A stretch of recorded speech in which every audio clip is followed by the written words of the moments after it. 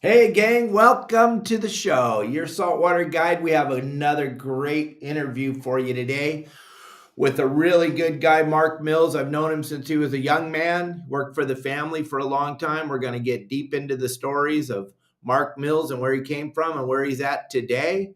But before we get all that started, gang, I want to tell you a little about a thing that's coming up that's super important. Kelly Girl and I are flying up to Southern California. We're going to be at the Hubs Marine Institute on the SeaWorld property on August 3rd for the Anthony Shea Lifetime Conservation Reception and Dinner. Anthony will be there giving the award away to Bill Shedd, owner of AFCO. And his father, Milton Shedd, was the creator of SeaWorld. He had the idea and built SeaWorld. The story's phenomenal. You can see the whole story if you go over to my website, yoursaltwaterguide.com. Over there, we have an interview with Bill I did 6 years ago. He talks about how his father built SeaWorld, what the whole idea was about. But gang, we're going to be up there. We're going to have probably a couple tables now because things are selling out so quickly. But if you hit that QR code right now, you have an opportunity to have dinner with Kelly Girl and I at the SeaWorld after hours on August 3rd. We're going to be there, Kelly Girl and myself, and then whoever gets the first seats that are available, you're going to grab that QR code. You're going to go over there and you're going to purchase your seats to have dinner with us. And then there'll be a silent auction. There'll be all kinds of things. And every penny goes to CCA. Every penny, the amount of money you pay for your seat, everything's going to CCA. And like I always say when I'm talking about CCA is our only voice at the table. They're the only voice we have. And everywhere we look and every time we turn around, and the gentleman that I'll have on the show, Mr. Marc Mills, will talk a little bit about CCA and how important it is. His company will have a table at the show also. But gang, you guys have an opportunity. Not that I'm a big deal, but I'm bringing Kelly Girl along with me. So maybe somebody will buy a seat at the table and sit with us and have dinner. But Kelly Girl and I will be there. We already purchased our plane tickets. We're coming up. We'll be there on August 3rd. Grab that QR code because we're going to jump into this interview and the QR code's going to go away. You want to go through the QR code to make sure you're sitting at our table at the dinner, at the Anthony Shea Awards cocktail reception and dinner for Bill Shedd, the Lifetime Conservation Award. It's a pretty big deal. My father got it a couple of years ago. I was unfortunate enough to have to work in Florida at the time, so I didn't get to see my dad. So this one's near and dear to my heart. I'm going to be there. I'm probably going to get emotional because that was the last award my father got. So, all right, with no further ado, let's bring in my good friend, my good buddy, Mr. Marc Mills. Come on in here, bud. Let's have a little chit-chat. Hey, chit-chat time. Hey, Dave, what's going on, buddy? How are you, man? Thanks for having me. I am so happy that you're here. This is going to be so much fun. There's so many things that you and I have to talk about. Yeah. You started your career in the industry working for my father. So I did. Yep. Matter of fact, I did. I want you to just tell us about how that happened. How did you end up at Dana Wharf Sport Fishing? And then the machine just took off and you went in so many different directions. You have a phenomenal career, but let's talk about the very, very beginning to start with. You ready for this? So this is kind of how it happened. I worked for a week for a masonry company, and I worked a week digging ditches. Now, at that time, I was like 125 pounds. You ever try and push in a shovel when you're 120 pounds into the clay and dirt? I did it for a week. I was beat up. I was tired. I'm like, I don't want to do this for the rest of my life. I love fishing, man. My dad would take me fishing. I couldn't sleep at night. I wanted to get in the industry. I got down, and my dad dropped me off one afternoon down to Dana Wharf, and I'd been on the boats fishing before, and I walked down to a boat, Jack Bandy on the Real Fun, and I'm like, hey, I want to be a deckhand. How do I do it? And he's like, son, come down here tomorrow morning at 3:30 in the morning, and I'll give you a job for the day. See how you do and see what goes on. So I went down, Got up the next morning. My dad drove me down, got on the boat, worked the jack. He's like, you know what? Come back tomorrow. I'm like, okay, cool. Perfect. I'll come back tomorrow. Worked again, enjoyed it. Super fun. And he's like, well, here's the bad thing. I don't have a job for you. Grant Lupo, you know Grant. Grant Lupo has this job and he was on vacation, but you're a good kid. You work hard. You go up in the landing and put your name up there. Talk to a lady by the name of Jody Tyson. And I'm like, okay. So I put my name down. I still have that card that I put my name, Marc Mills, deckhand, willing to work, and met with Jody. And she's like, well, we'll see what we can do. Well, Jody had Mike Hansen call me, your brother, and I started working on Saturdays and Sundays and on the boats. Whatever. How old were you? 14, I think I was. 14. Yeah. You got to touch on that because labor laws today are a little different. A little different back then. You know what I mean? 14. And the deal is that I worked on Saturdays and Sundays for quite a few months. And Mike actually said, hey, do you want to work in the office with and Jody? And I'm like, yeah. So I worked Monday through pretty much Friday, at least 2 or 3 times a week. And then you guys, your dad and your sister and like I said, Jody at the time said, hey, how about this? Do you want to work on the weekends too? So I was a deckhand on the weekends, but got office opportunity during the week. So 1, I was making tons of money, but 2, I got to see the whole aspect of the business. And be as it may, I spent about, basically 15 years of my life down there and getting to work on the boats. And the boat thing as a deckhand I didn't know if I wanted to be a deckhand or a skipper. I mean, I idolized all of them, but I don't know if I wanted to do that for my whole life. And then I kind of evolved from there. I got some opportunities doing Let's Talk Hookup with Pete Gray. I did that for 14 years. I worked for free for 14 years. Everybody says they work hard for work. I worked harder. You know it, Dave. It didn't matter. I would work so long at the landing that I remember that Mike Hansen would call up and go, hey, what's Mills doing? How do you do it? He's like, he hasn't left yet. They're like, dude, it's 9:30 at night. He hasn't left. Give him $40 out of the drawer and tell him to go home. So it was awesome, and then I got to meet, work with you on the boats and, Jose and all those people. So it was awesome. And that I can keep going from there of where it evolved. If you want. No, it was incredible. And you did such a phenomenal job when you would call in to Pete's show and talk on the air and sell Dana Wharf sport fishing for my dad and my brother and Jody and everybody. What you did was you took that excitement level that you always had and you brought it onto that show. You were the original guy to call in from a landing. You were the original person for the show, Let's Talk Hookup, back in the day. Yep. And they called Pete, nicknamed you Mr. Excitement. Yep, it was awesome. And that really was kind of the, other than being at the landing and getting the opportunity, I worked for Bob Fletcher in the Sport Fishing Association of California for years for SAC.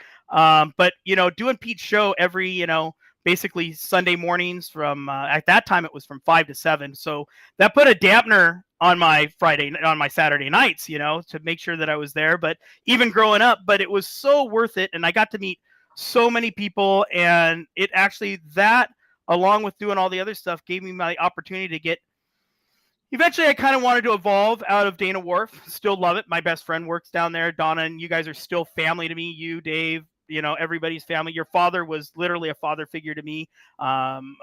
He taught me so much. The one thing I do remember about your dad is that I don't ever remember him never calling me. He always called me Mr. Mills. I was 14 years old. He never called me Mark. It was Mr. Mills. The respect that he gave me, which was amazing. I love that on that end. And, I was there from 1989 until about 2000, 2001 is when I moved on. And then I went over to Shimano doing their marketing over there. I think being in with Pete on the show and being at Dana Wharf Sport Fishing, it kind of made your name relevant. And being on that show with Pete has made my name very relevant, not just being Don Hansen's little boy, but that show has got so much power in the industry, and the industry listens to that show. And that was a great jumping off point for you. I know that for a fact. For volume of, people and anglers and, getting to spend the time, I did all the on the water seminars and stuff with Pete on that end. And the one thing that there was no social media then, That's what's funny too. And I know that, your saltwater guide, you kind of give guys the opportunity of fishing and stuff. Back then, you had to know the right people to get fishing information. You had to learn, you had to pay attention, you had to listen to everything you could, because you couldn't just do it. Now there's so many more options, but that gave me my opportunity to learn and get to know so many different people from all that stuff. I mean, Dwayne Diegos, who's one of our pro staff, he calls me a legend, dude, and that guy is a freaking legend. It's just amazing on the platform that gave me. Oh yeah, for sure. And then it allowed you to go on and do what you do, which is absolutely amazing. But we're going to go back before we go forward. There's still a lot Right. of Marc Mills Oh, yeah. about Dana World Sport Fishing. And you mentioned our good buddy Jose, and you know where I'm going with this one. Marc Mills' nickname, and those of you that don't know, we're going to talk about it here, is, go ahead, man. You want me to say it? You say it. Beverly Mills. Yep. Because there was a person. Go ahead and tell the story. No, keep going. No, you do it. You're better than I am at it. There was a person that swore to God when they were talking on the telephone with the person the day before, they were talking to a young lady, and they made their reservation with the young lady, and the only person working was Mark. They was the only person working at the You're killing me. And Jose just happened to be in there for that conversation. And then that was it, boy. Everyone called every afternoon. We all called in our fish counts on the radio back in the 80s and early 90s. That was kind of the deal. You would call in and everyone would call, hey, I can't even remember the call sign. I had it for years. KQU 501, I think it was. Yeah, KQU 501. Beverly, you picking me up? Yep. And then you'd pick up the radio. We'd give you the fish count. It was insane. It was so funny. I remember and then I remember when we went yellowfin tuna fishing. I knew you were going to bring up this one. So everybody wonders who Dave's really about, and is this an act? No, it's not an act. It's Dave, and he's going to tell you. He literally had me in tears crying. It was the first year we figured out how to fish. And I know you guys have all been doing it way longer than I have, and you know way more about it than I do. I already know all that, but I'm going to tell you, Don Brockman and I were sitting at his house in Beaker, and we were getting our 2-meter radios back in the day when no one had them, and we were watching Tribute to Tuna with Michael Folks, and we were looking at the dolphin and the tuna swimming with the dolphin, and no one had done it yet. I know you did it way more than I did it, but I'm just saying no one had done it yet. And we cracked the code and we figured out that those tuna were on the dolphin, and we were knocking the crap out of them day in and day out. And no one really knew how we were doing it. Just the 3 boats, the Thunderbird, the Freelance, and the Seahorse. And Mark came out with us. And when you get bit you get your fish, and then you have to run like crazy to get back to the dolphin to get another bite. And Mark had that gold pen 930 at the time. That little gold pen on what pound test? 8. They weren't biting that day, but they bit the 8 pound. And he fought that fish, I don't know, an hour. You threw about 5 buckets of salt water on me, yelled at me, kicked me, tripped me, pulled his pants down. Yeah, whatever he did. Yeah. Nowadays you go to jail, but back then you were tougher then, man. There was no little cell phones with a camera on them. If they had cameras on them, I would have 0 followers right now. It was awesome. And I mean, but then you know what? I did get it. Yeah. And you were like, all right, even if the people on the boat were yelling at you, let the kid alone, let him catch the fish. And you go, don't ever do that again. I'm like, okay, sorry. That was a fun day. It was. That was so awesome. fun. There were so many great memories with you of the landing, and the respect my dad had for you and the respect you had for my father. And I know you used his work. Him and you talked a lot. Yeah. Even after time we go to breakfast and stuff like that. It's a wealth of knowledge, on that. It's funny that you brought up, the dolphin thing, because nobody really knew how to do it. And that's hard to say that nowadays, but nobody did. Remember the freaking heads and motors that you used to blow because you were running the boat so hard in those days? I have no idea what you're talking about.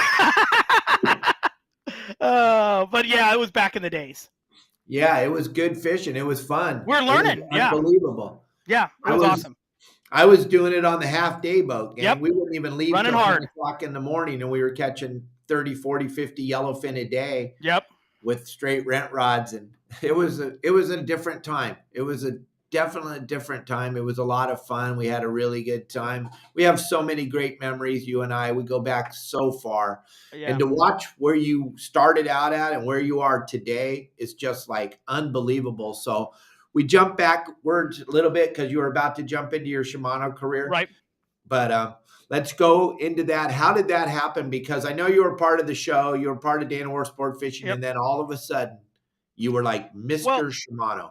Well, what was interesting is that I love fishing, no doubt about it. Everybody loves fishing, but I didn't want to be a guide, like I said. And I didn't want to be a deckhand on that side. I wanted to fish all over the world if I could. How do I do that job? You know what I mean? I wasn't a good student by any means, because I spent all the time at the landing working. That's all I cared about was work. But I was like, well, how do I become how do I get this job? And Elmer Alfafara, who was the product development manager at Shimano at the time, and I had relationships too. I knew Dave Pfeiffer very well. He had done some stuff with Let's Talk Hookup, and he was young at in that time. He was probably 27 years old. I went to Shimano, and I'm like, I'm looking to make a career change, and I don't know really what, but I think I want to get into sales. And Elmer Alfafara says, there's a sales job at Shimano. You should go apply. So I went in and I spoke to Mr. Pfeiffer, Dave at the time, and I'm like, hey, I'd like to be your sales manager. And he's like, okay, you know anything about forecasting? And I was like, what do you mean? He's like, forecasting. I'm like, well, I know that if it's a full moon, I'm going to need heavier sinkers. Not quite the type of deal when you're working for $100 million company or with $60 million company back then. He's like, well, I don't think you're going to be the great sales guy that we need right now, but I'd like to put you on the marketing team. So I got an opportunity to work with at Shimano on the marketing team and getting a chance to my first week. I was in Key West for a month, and I came back and got the opportunity to spend time with at the time Jimmy Houston and who the bass fisherman Jimmy Houston, and I spent some time with him and Bill Dance and all these guys that I got to do, and I kind of did marketing and product development on the Shimano side, and I did that from about 2000 to about 2008, and then I made another career change on that end, just because it was time in business. There's opportunities to make change, and sometimes it's not a bad thing. So I left and went to Akuma and got to work with John and Doug. I know you're familiar with them, and Mark Rogers and Dave and all those guys. Dave wasn't even there yet, and did marketing and product development for those guys for about 2.5 to 3 years. Economy was very different then, back 2007, 2008, and once again found another change. So went back to getting into the sales side, and I got the opportunity to become a regional sales manager for Don Coffey, who represented Shimano at the time, and was a sales rep for Shimano. And I handled basically from the Mexican border to San Luis Obispo, Arizona, Nevada, and New Mexico, which is a huge territory. But it got me to learn that really not just the marketing aspect, the product development, but now I got the sales aspect side of how to sell product. Literally write orders, sell product. And then that lasted for about 1.5 years, and Shimano came back and asked me again, why don't you come back and do our marketing? So I came back to the factory side and worked for them for about another 8 years. And they made a move that I just couldn't make. I didn't want to move to South Carolina. They're a good company, no doubt about it. I just couldn't make the move. My family, everything else going on. So once again, made another change in 2015, I think it was. I came over here to Daiwa, and I've been at Daiwa ever since. So it's been awesome. I'm now there. I started as their field marketing manager, and now I'm the senior marketing manager in the company, which is kind of one step below Kerry Graves, who's our president. So him and I have worked together, and I get to do marketing, sales, product development, kind of everything. So it's been a fun deal, and working for a company that's over $100 million. It's big. It's a big job. Daiwa's always been one of the big players in the game since I was a kid. I remember when those what is Sea lines. Sea lines. Sea line SL20s, SL30s. That was the original West Coast reel, other than the Pens. I know Pen 155s and Pen 500s. Yeah, but they were nothing like those sea lines. Those things could cast an anchovy a mile. and they had a lightweight graphite spool that you could cast a pinhead chovy a mile, and they worked well. And that's how it all started. And then Daiwa's done some different stuff in the past. They kind of got away from the saltwater market for many years, about 20 years. They got away from the saltwater market. They focus mainly in the bass market. I deal with freshwater, saltwater, all the species. Matter of fact, I was in Texas last week. The week before that, I was in Birmingham, Alabama, and Muscle Shoals, Alabama. But they focused on bass fishing. And then when we came over, we started to see how important the saltwater market was, and we knew it. So we've evolved in the last 7 years. I think everybody knows where Daiwa's came in the saltwater market with Saltigas and Saltuses, and we've done real good. Proteus rods. It's been fun. Right. Hold on one second. Elliot, Yeah. Can you throw that little thing up there from Pacific Sport Fishing Alliance real quick? I just want you to hear what Larry's got to say real quick, and we'll jump right back in here with Mark. So if you could throw that.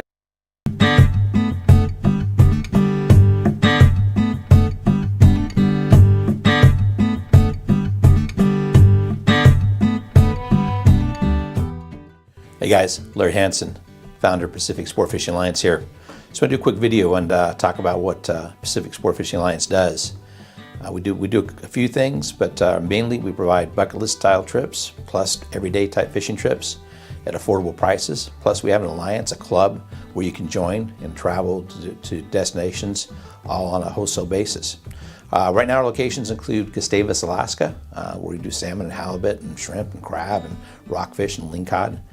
We do in Mexico, we do San Quintin, we do Gonzaga Bay, we do Bajitas Angeles, we do La Bocana, we do Abriojos, and I think I mentioned Mag Bay as well. We're also in the process of purchasing a long-range boat here in San Diego, trips from 1 day to 10 days and all the way down to Mag Bay. So that's in the process right now. We have our own full-service travel booking company that we've built that we can help members and guests book their travel. We have deals cut with major tackle manufacturers for tackle discounts to do that. We also have a bunch of condo inventory that we've acquired. Allows our clientele to go out and book condos all over the world on a cost basis. So that's kind of in a nutshell. I just wanted to talk about those things real quick. Our company's motto is we believe in fishing the best locations at the best time of year with the best gear for the best results. You don't want to fish anything in the off season when it's cold and windy. So if it's something that interests you guys, please email or call us. We'll give you a much more detailed explanation. Again, Pacific Sport Fishing Alliance. I'm Larry Hansen. I'm the founder. My cell phone number is posted all over our website, or you can send me an email. I always answer all of those. Thanks for watching. Hope to see you guys fishing soon.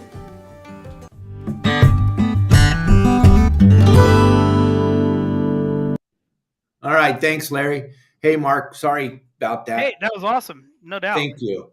No, it's pretty fun cruising up to this thing he's got going on in Alaska is a big deal. Kelly and I are on our way up there. You ever get a chance to fish up there, Dave? Alaska's pretty awesome. Yeah, that's what I hear. I'm pretty excited about going and checking it out.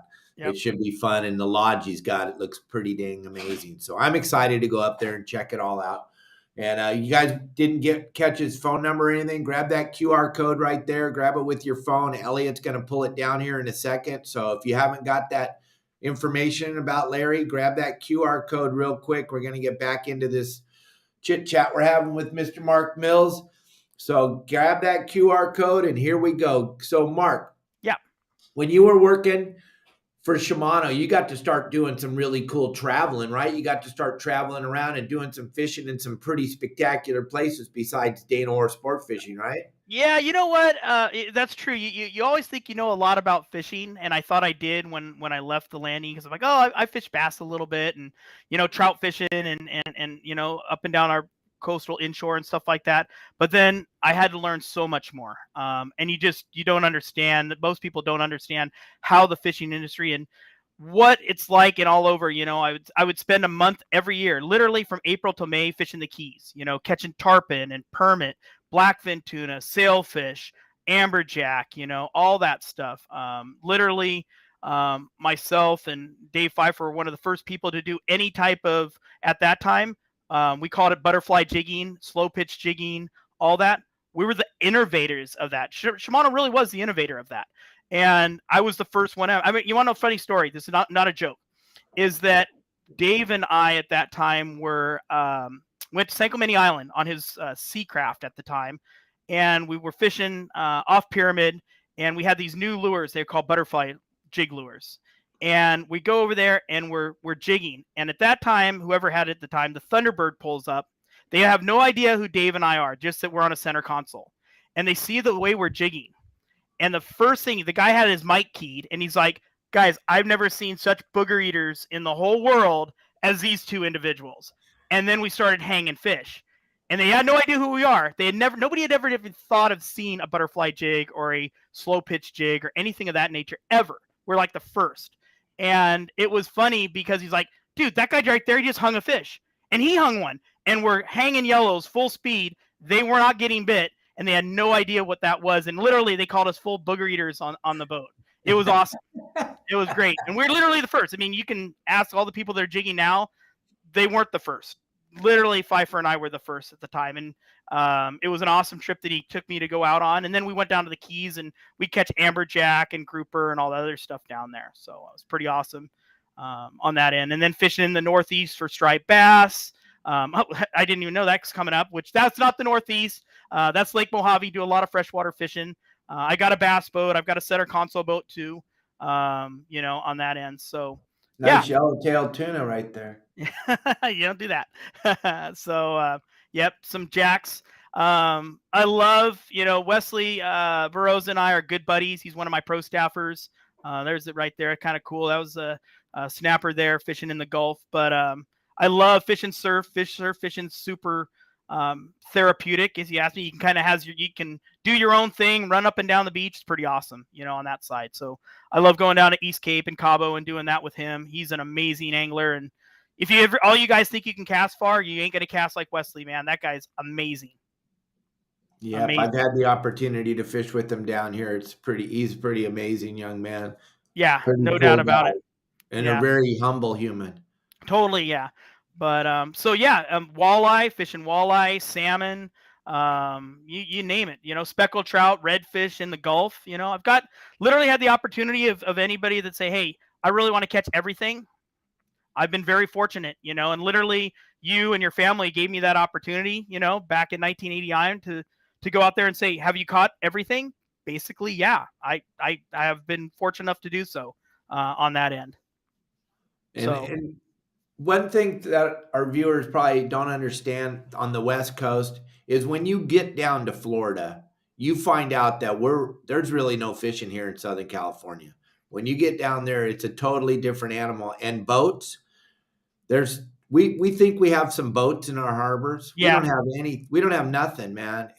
Kelly and I lived in Fort Lauderdale for 5 months a couple years ago, I was just blown away. Everywhere you went, everybody's got a boat. Everywhere's a boat, and everybody fishes. Yep, it is a lifestyle. I mean, I'm super. We had this discussion this afternoon before we came on that the fishing lifestyle, especially I think because of this bluefin tuna fishing and the amazing fishing that we've had the last few years, has brought in some new anglers and stuff. But Southern California hadn't had a lifestyle, but it does have a lifestyle now. I mean, I went to PCS this year, obviously, and everybody did. It was an amazing show. But you want to know what's cool going to the PCS show is that if you look there, and I was there on Friday and Saturday, every single person in there had a fishing t-shirt of some sort. Everybody had fishing shirts. So it's a clothing lifestyle. Everybody digs it. And that's the way Florida is. And that's the way, when you go down to Texas, and that's the way it is. And it's great to see our fishery, kind of starting that true lifestyle. I'd go down to Florida, when I was with Shimano and even with Daiwa. I was a superhero down there because I worked for a company in the fishing industry. It's amazing, Chicks dig it too back then. Because everybody fishes down there, which we don't understand. And everybody. Todd Manzer and I, we were lucky enough to have you as our friend when you went to work over at Akuma, and you brought the two of us over there. Yep. And then you explained, I remember the day you explained to Todd and I, guys, you don't get it. Southern California, we don't sell any tackle here compared to what we sell in the Midwest and in Florida. We don't sell nothing, guys. So calm down and understand that. And we're like, wait a minute, what are you talking about? And then you started to explain numbers, and we were like, because we've never been anywhere. We're Southern California boys. Yeah, it's pretty amazing. What's the other fun thing is that Spinning tackle in our market. West Coast, if you had a spinning reel, and a lot of that's changed because of braided line, but if you had a spinning tackle, you were made fun of. But now it's almost becoming, in certain aspects with the big tuna and throwing poppers, and I know you can do it with all different stuff, but spinning tackle has become a major player in the West Coast market. It's like a golf club. Go ahead. Lori, you remember Lori? Yeah. Oh, yep. See what she says? Everyone, best here, Mark wants everyone to catch. Exactly. That was it. I love watching. Known us both since we were, we've known Lori since she was young. We've all known each other since we were all little kids running around Daiwa sport fishing. Yeah. Basically 35 years, on that end. I was 14 and heck, you were young. You had no gray. I've got lots of gray, but I hide it. Oh, but it's awesome. Yes, it is. But but as far as tackle, you've seen our tackle out here evolved. And that was kind of my biggest thing is I want people to come to fish, but I also love the portion about tackle of the right tools for the right job. That's important on that end. Oh, and you gave back so much to in the very beginning of the kids, taking kids fishing at Daiwa sport fishing, man. Yeah. You've done so many different seminars. If someone Googled your name and they went into all the archives of back when there was no social media, but people were. And I'm not a big social media guy. I mean, I don't really post that much on that side, but no, it's been amazing watching the evolution out here on that. And a lot of it has to do with you and what you've done and how you've changed the mentality out here. And I know without social media, you've had a big voice in the industry here on the West Coast, which is cool. But then you got to go see all the other aspects of it and start to check all that out. And I know you worked for Shimano for a lot of your career, and you worked for Okuma, and now you're with Daiwa, and Daiwa is doing some unbelievable things right now in the fishing industry, especially in the freshwater. Can you touch on that for just a little bit? Can we talk about that? Yeah, totally. I mean, we really have on the freshwater side. That's where we spent most of our, technology. We've got stuff, on our end where technology like our T-wing system in our bass reels. It's a really great feature that allows you to cast further, less backlashes. Some of the new stuff that we build, we're a true manufacturer as well. I mean, there's a lot of companies out there that build stuff, but they don't build it. They just put their name on it 100%. Daiwa builds basically 95% of their own fishing rods. We don't have an outsourced company and put our name out. We build it in-house and everything else. We have our own company. We build all of our own reels. We don't take and outsource reels or anything of that nature. So a lot of the technology and, looking at the market and going, hey, what do we need to have that's cool? What's, efficient? And how do we make this better? How do we make that better? We do that. And a lot of it pertains to the U.S. There's a lot of stuff that I look at and what are we going to do? What do we need here? How does this reel need to work? What speed do we need? What ratio, drag pressures? When it comes to the Dendo market, which is the electric reel market, Daiwa dominates it. The new Tanacom, when our Rockfish opened up, you're familiar with that. Obviously, it's unlimited. 4 years ago, we came out with the 500 that I wanted. We have smaller reels. We have 300s in Japan. We're working on that. But the 500 was small enough that you could still fish. And I knew within the next 4 years, they're going to open up that fishery. And the Tanacom Electric 500, we can't build enough of them right now. We just cannot build enough of them, which is awesome. How wonderful is that? Yeah, you gave me I remember when we first started doing the kite thing, and I am an Okuma guy, and you were like, Dave, you need this electric reel. You guys are flying that kite every day, and you're like, here, take this. And I'm like, well, yeah, and you're like, I don't care. You cannot be winding that thing in every day. You kill yourself. And it changed our whole thing, Doro. And I was like, thank you so much still today for that reel. That changed and then if I was up there rockfish fishing right now, dropping 2 hooks down 800 feet, I'm not winding that poop. No, dude. I went out to, what day was it? I think it was Good Friday. I went out and got and that was right after the season opened out to the 14, and I was fishing like 800 some feet of water, and it was just the electric reel, dude. It's the ticket, man. Especially jig fishing too. Fishing jigs where you're going to catch one at a time, but you still want to enjoy doing it. I fish really light line. It's going to blow everybody away. You can't. Oh, it does make sense. I fish 10 pound braid on my 500, and I can fish as deep as I want. You can't break 10 pound, guarantee it. once again, it's one of those things, Dave, that nobody believes it. You put on 20 or 30 pound fluoro and 10 pound and tie a good FG knot, it ain't going to break. You can't pull hard enough. You really can't. Fish ain't going to break it out there. That stuff's amazing. Yeah, and a rockfish ain't going to break it off. No, and basically because that 10 pound, if you're fishing, 800 or 1,000 feet of water or whatever you're fishing, that the resistance of the current cuts right through that 10 pounds. So it allows you to fish much lighter lures. You can fish a 300-gram jig in 800 feet of water. Back when we were fishing 80-pound Dacron, you couldn't get a jig down, even if it was at 300 grams, So it's all that stuff is it getting the ability to change the market. Nobody wants to fish light line braid. They're like, oh, I got to fish 55 or 60 pound. Nope. You put 25 pound or I'm sorry, 30 pound braid, you can catch anything you want out here for the most part. Right. School and fish. Like you said, the way it cuts through the water with that current, when you're dropping your sinker down 800 feet, most people can't even comprehend dropping a line down 800 feet, let alone thinking of what the drag is on your line. Right. Even if it is braid, it's still getting drugged with the current, right? Yeah, well, it totally is, and a lot of that too is that, you step into the bigger stuff as the guys are fishing swordfish and stuff out here, they think that they're down at, let's say, 700 to 1,000 feet of water. Well, it says that, but they don't understand that the bow could be another 700 feet away. You know what I mean? Just because of the resistance.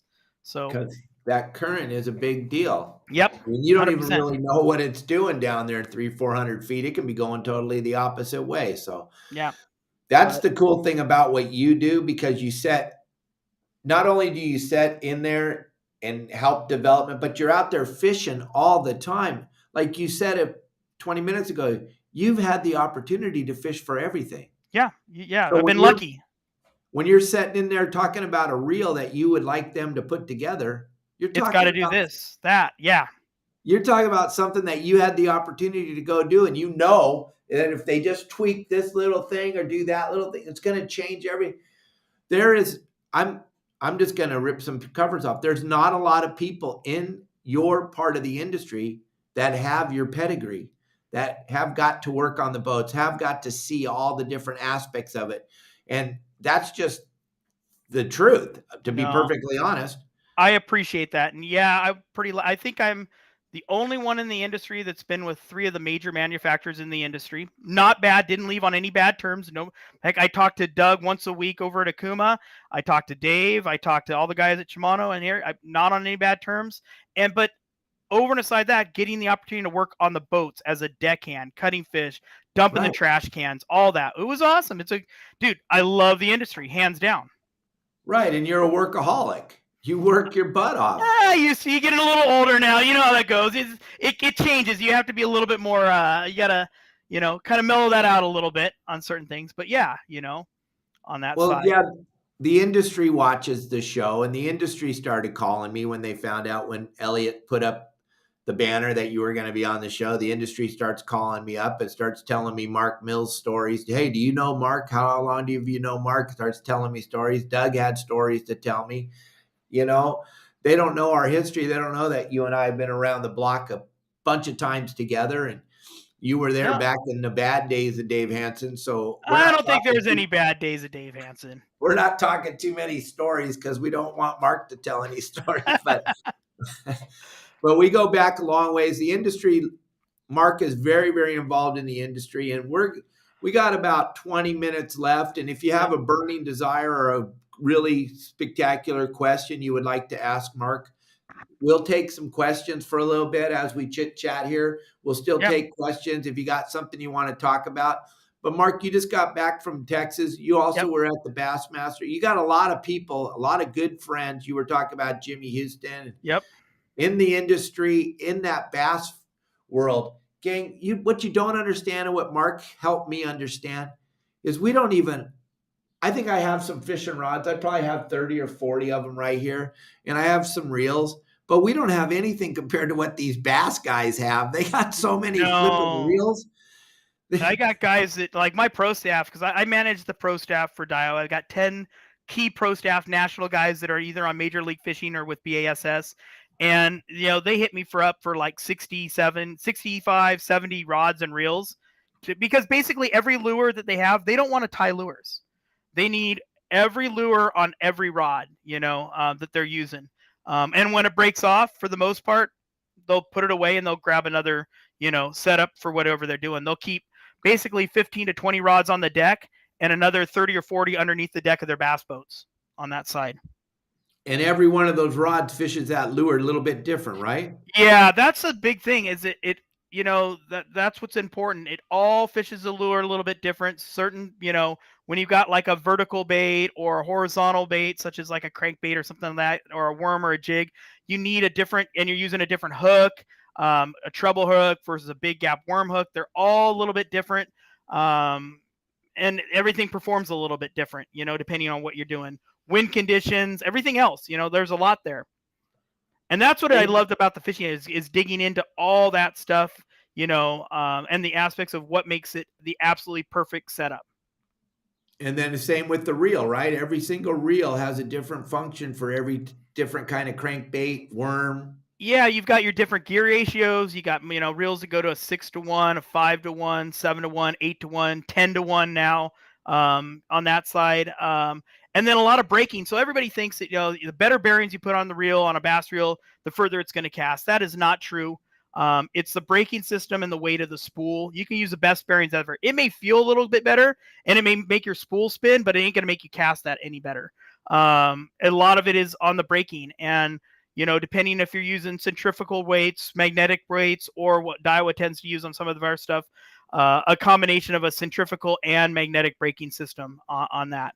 And that all changes too. When the wind's in your face, the wind's behind you, the weight of your lure, the aerodynamics of your lure. A spinnerbait's a lot different than a jig, how it's going to cast.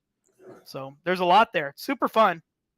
So let's just say one of your pro staff guys that are fishing on their bass boat in one of those tournaments. Yep. How many rods and reel combos hooked up, rigged up, ready to go? How many basically, what's the number that they got ready to go? I'm going to throw basically 50. 50 rods and reels rigged up and ready to fish. They'll have about 15 on each side of the boat. So on the port side and the starboard side of the boat underneath the front, and they'll have basically 15 or 20 on the deck. Wow, that is incredible, gang. Yeah. So that's what I'm talking about. When you think about the Southern California fishery, we are just like a tiny little blip on the radar of these manufacturing companies. You got to understand what's going on in the Midwest and what's going on in Florida is absolutely incredible. And then this bass thing, this largemouth bass fishing thing, is a totally different animal than any of us can even comprehend, right? It's an amazing animal. You want to know we were just talking about this too, is that the youth market, the kids fishing, is so amazing. They have middle school and high school and college level fishing now throughout the South, Alabama, Arkansas, all the southern markets, Tennessee, Georgia. In Texas is probably the biggest for high school and grade school. This is what these kids do. I mean, it is huge. And what's cool is that you've got boys and girls fishing against each other. It's an equal playing field at that age, and it's amazing. These kids love it, and what's even more is that the adults use their boats on the weekends to take these kids out fishing. They don't get to fish. The adult doesn't get to fish. He just takes the two kids out of the team and takes them out on his own boat just to let them fish for a few hours to fish a tournament. It's amazing. That is so cool. And then you take this a step further, and I'm going to get a little political right now because I do a lot, is why do you think there's such a push with all the other states in the United States pushing this fishing thing up the ladder? Why do you think California wants to shove it down the ladder so bad? I can't answer that personally. I don't know. You're with me. Isn't that the craziest thing you've ever seen? It is, and the catch and release portion of the industry is so good now that basically, people think, and once again, political wise, people think you put a hook in a fish's mouth that you've hurt the fish. You haven't. The fish are not people. They're not mammals. It's completely different. They catch it. You drop that fish. You get the hook off. Drop it in. You catch that fish 5 minutes later. And the new live well systems in the boats, the fish don't die. They're actually better off in the live wells nowadays than even in the water because of the oxygen that they do and everything. So I have no idea what California is to do with that. I just hope that it gets better on that end. But when you get through the South, Florida, Texas, Oklahoma, Georgia, Tennessee, Kentucky, all those areas, fishing dominates the youth market. It really does in the school systems. And if it wasn't for fishing, you and I wouldn't be sitting here talking right now. So you and I get it, and we understand how important it is to keep children fishing and what it means when we introduce children. And you do it all the time, and so do I, and so does Dana Sport Fishing, and most of the landings up and down the coast where you try to keep the children involved. It's so important, and it's just, I know, I'm sorry, I'm going to hit it one more time, but it just blows my mind how the state of California just doesn't understand how important this whole fishing thing is to the youth, to get them involved, to doing other things than staring at their phone or going out there and causing havoc. Like, yeah, it's pretty sad what's going on. And so, and letting the kids to figure out a different type of fishing. I mean, working at the landing was awesome. And I know you like to fish other stuff too, but you remember Joe Crawford? Yep. Joe Crawford's like, hey, you like to fish, Mark? I'm like, yeah. He's like, come with me. I'm going to take you to a bass tournament. And I got my first opportunity to fish the Tournament of Champions up at Lake Mead back 90, I think it was. And I was hooked into bass fishing. I actually told my dad, let's sell the ski boat. I need a bass boat. And he's like, okay. So my father and I fished for almost 20 years together as a tournament team partner. Every weekend we're at Diamond Valley or El Cap or San V or any of the lakes around here, Otay. So, and then we big the tournament. We go to Mead, Mojave, Powell, all those places. So look at the question here from Miss Hot What's Rod. that? See the question? Yeah, let's see here. I can only use spinning tackle, petite one, but Mad Fisherman, what do you recommend for saltwater rod and reel? So if I'm going to recommend a saltwater rod and reel on the spinning side, I'm going to suggest, depending on the price point range, and they have different features, but the new BG MQ would be perfect. And if you're fishing saltwater, local calico bass and stuff in this region, like a 7-foot medium heavy will allow you to catch calico bass to yellowtail to school size tuna. That's the ticket on the spinning side. Go with like a 5,000 size reel, put some basically 30 to 40 pound braid on it, and assortment of fluorocarbon leaders from 15 pound to 40 pound, and you'll get it done. That's cool. Thank you very much Yeah. for that. Here's another question. You might know this kid. Gavin. Yep. Practically my second son. Right. Yep. What are your thoughts on Mustad, rip roller, slow pitch jig? Slow pitch jigging is awesome, Gavin. You know that. Everybody loves it. We got to go to Clemente, you and I, and go try and catch some yellows. Good jig. Once again, like I was telling Dave, don't go too heavy on the fluorocarbon. Don't go too heavy on the braided line. But once again, Mustad makes a good jig. There's a lot of good jigs out there. It's up to you on how to use it and how to work it. Tim, you've been up in the Sierras a lot. Mark, Tim's got a question for you. Yeah, I grew up there. I grew up out of Bridgeport on Lower Twin Lakes. I'm going to the Sierras this week. What's a good trout up for Daiwa? Trout setup. What's cool is that our Kage lineup, our Kage ultralight rods, we do them from a 5.6 up to an 8-footer. We use a really cool top. It's called Mega Top. It's a really super thin top. It's got a real light tip action, but it's plenty of backbone to get that fish, that little hook stuck in the fish's mouth, but enough to kind of let it kind of fold in. I know that for the most part, a lot of guys like trout rods that are like kind of noodles. This isn't a noodle rod, but it's a super thin, lightweight rod. It's a Kage lineup by Daiwa, ultralight. Fisherman Access has it around here locally. You won't find them online. It is a setup that we don't sell to anybody online. It's we call it in the shadows. But any of your local retailers, you can get it through any of the local retailers here in Southern California, if that's where you're calling from.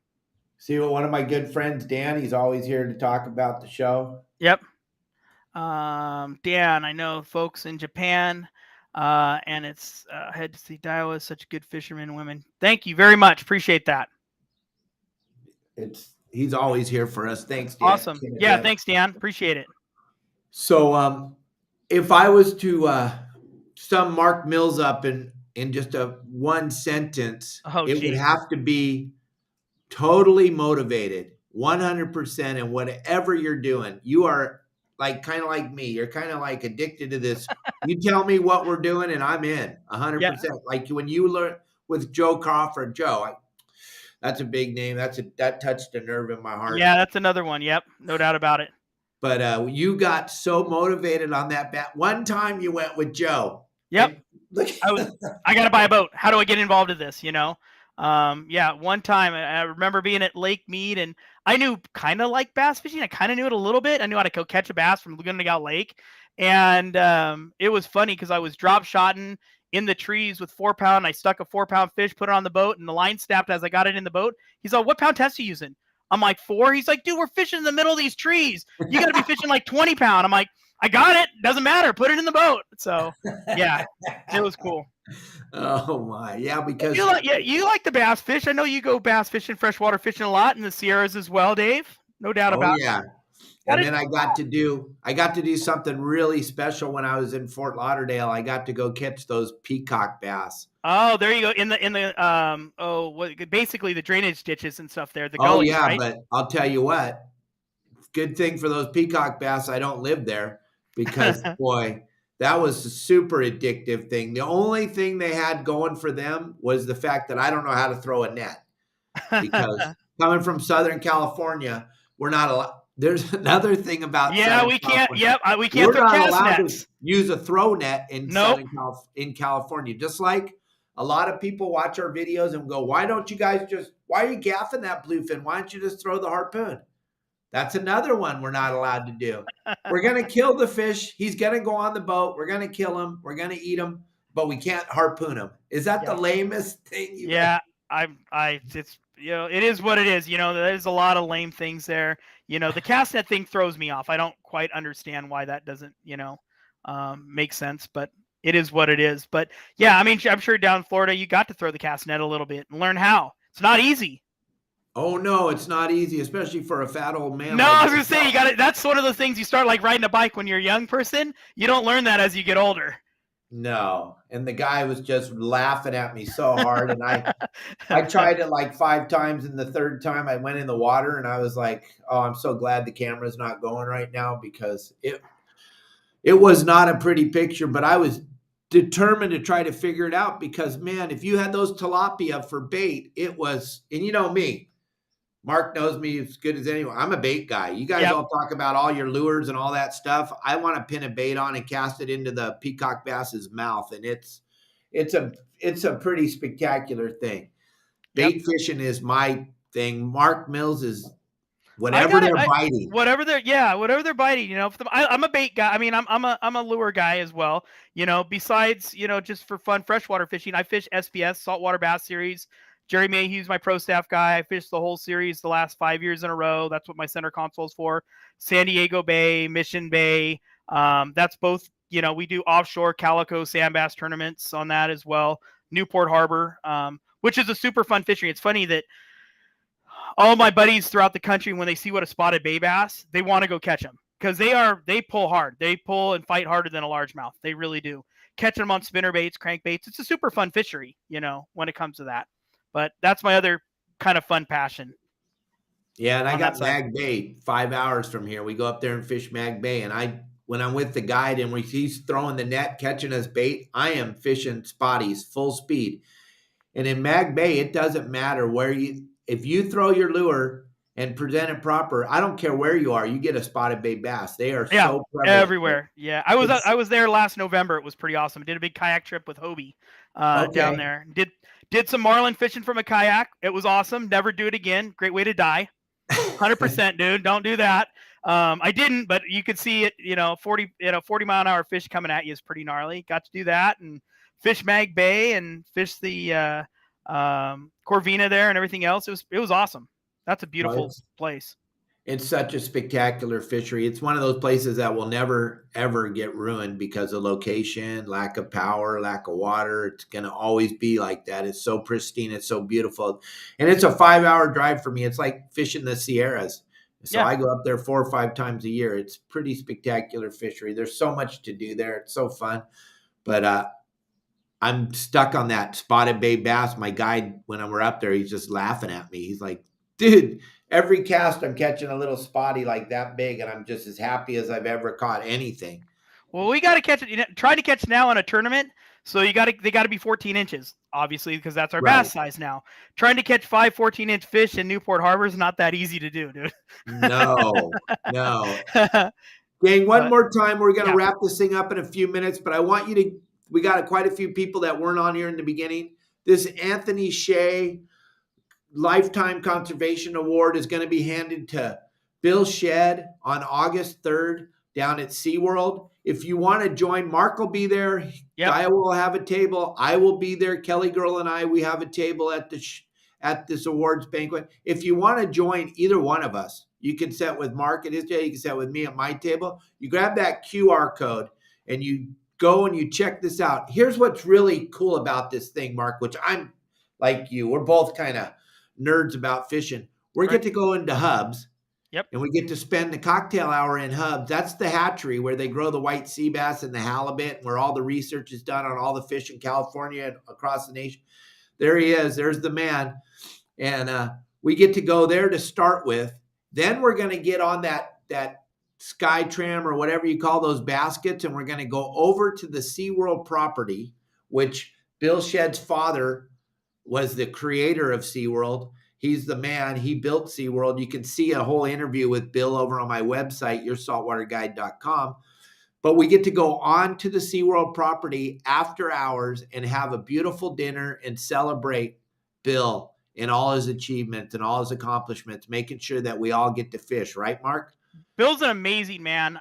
Very good friend of mine. Him and I went down to Panama together about 6 years down to San Blas, Panama. We had a great time fishing, and he's a wealth of knowledge in it. He's an industry leader and wealth of knowledge, and his passion is like, no other. I'm actually a board member on the marketing board for CCA, and I'm also on the chair for the ASA, American Sport Fishing Association.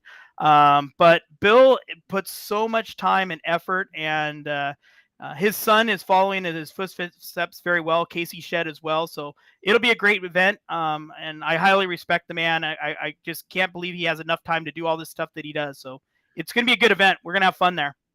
Oh, absolutely. And the icing on the cake, besides the fact that you get to hang out with Bill and all that, is I'm just geeked out about being at SeaWorld after hours. I love SeaWorld. SeaWorld's such a neat place to be. So there's going to be so much fun there, and the whole industry is going to be there. So if there's people there, gang, you grab that QR code that Elliot flashed up on the screen. That's going to take you directly to purchasing those tickets. I'm telling you, this thing's going to sell out fast. So make sure you get a ticket.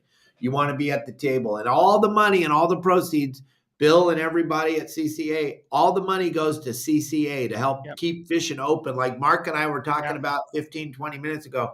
It blows both of our minds that all they want to do is close fishing in California.